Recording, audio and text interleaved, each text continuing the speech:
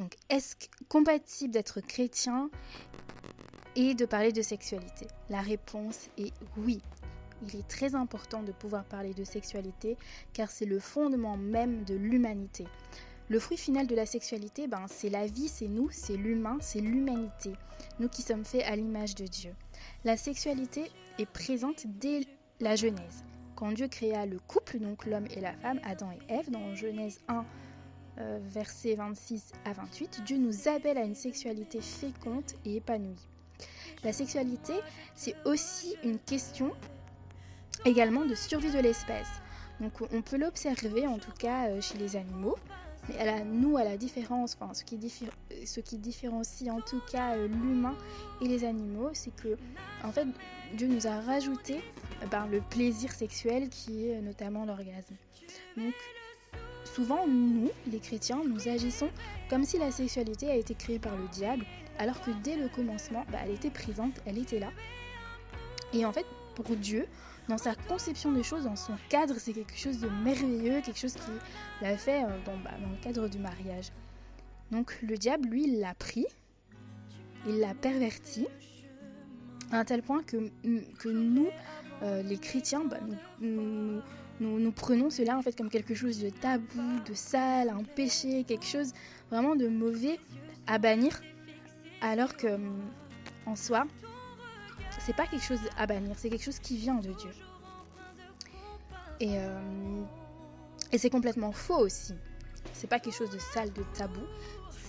Comme je disais, c'est quelque chose qui vient de Dieu. Donc la sexualité, elle reste la chose, en tout cas, le concept que Dieu a créé. Elle le dit dès la Genèse. Donc le reste, en fait, c'est juste une copie que le diable a pris pour tout simplement pervertir. Quand on parle de débauche, la violence, etc., tout ça n'était pas dès le commencement. En fait, dans le commencement, il n'y avait pas la débauche, il n'y avait pas la violence, il n'y avait pas ça. En fait, Dieu, il avait vraiment mis ça dans un beau cadre.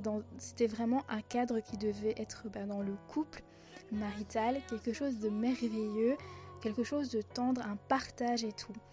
Donc, le sexe est tellement important dans le couple, c'est ce qui forme en tout cas un couple, que même la Bible, en fait, on en parle dans Genèse 2, versets 18 à 25, et dans 1 Corinthiens 7, versets 3 à 5.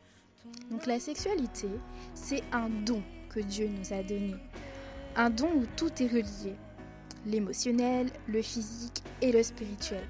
Je crois qu'il est vraiment important, en tout cas, de pouvoir en parler de la sexualité dans l'Église, car un jour, nous allons être confrontés avec notre partenaire, notre mari, et lorsque ce domaine se passe mal à cause d'un manque de connaissances dans le domaine, ça peut frustrer. En tout cas, il y a la frustration, et ça peut aussi, l'image de soi et l'estime de soi va être fortement touchée.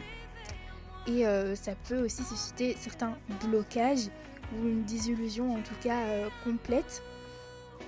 Surtout si notre conception de la sexualité, elle est négative. Ça peut vraiment faire des gros dégâts, ou si on n'a pas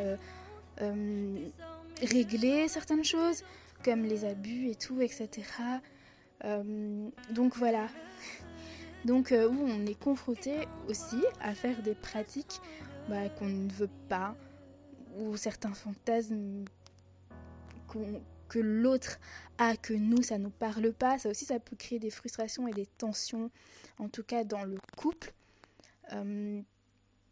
Et donc, je pense qu'il est important d'être au courant de certaines éventualités, de ce qui peut aller, de ce qui pourrait ne pas aller,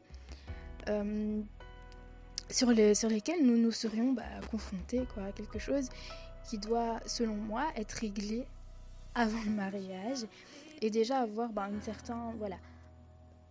certain en tout cas apprentissage, qu'on ne soit pas là sous le fait accompli.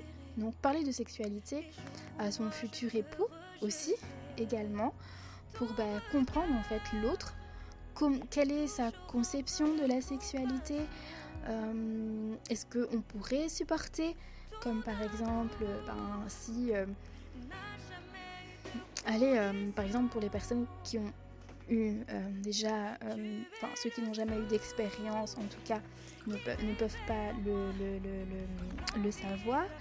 Mais par exemple, ceux qui ont eu déjà des expériences, savoir voilà, est-ce que c'est un éjaculateur précoce par exemple, est-ce que moi je pourrais supporter ça chez les femmes, une femme peut-être qui a la phobie de la pénétration, peut-être une femme qui l'a jamais fait et que elle a peur, ça lui fait peur et tout, etc.